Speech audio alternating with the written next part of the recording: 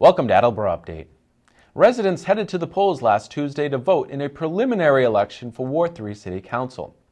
In a close race, incumbent Frank Cook and challenger John Davis beat out Benjamin Dowling. Now that the preliminary is over, Cook will face Davis in the city election on November 5th. The candidates and their supporters were outside of the polling location during voting hours, and AACS stopped by to speak with them.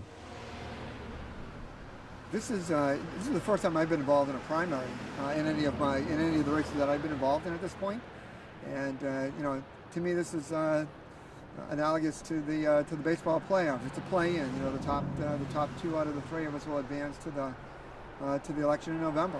It is different to have a primary because normally most people start to pay attention to the elections in town usually after Labor Day. And this coming only a couple of weeks after Labor Day, it's a little bit more difficult.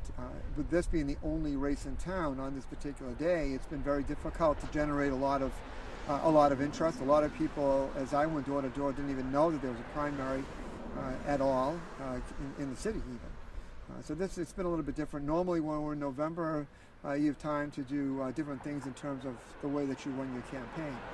So it's a little bit more of a challenge in this respect, but in a way that's also good because it gives you an opportunity to try out your message and to try to line up campaign workers and sign locations and the rest. We're very happy with the response we've gotten from a lot of my old friends and family and people that I've met over the years.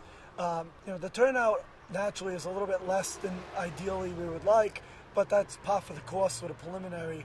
I have a good feel for this, and I think that we'll pretty much be in the ballpark, and hopefully we'll be able to move on to November to the general election. I've been involved in local politics and public service for almost 20 years in one fashion or another.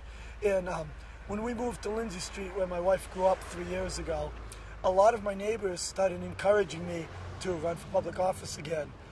Many of them had never even met their city councilman and wanted someone that they knew who they felt would seriously represent them. And I have a true passion for public service, and I figured this would be a good opportunity to get back in the real game where you can make a difference.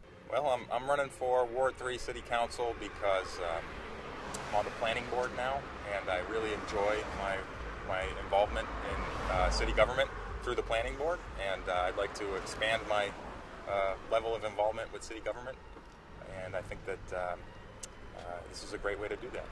The turnout is low, but that's expected. I think I was expecting that. I think everybody was expecting that. But I think about maybe 300 people at this point have turned out. But maybe there'll probably be a bigger turnout for the general election.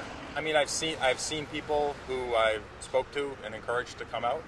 Yeah, I'm pleased with the amount of people who are coming out.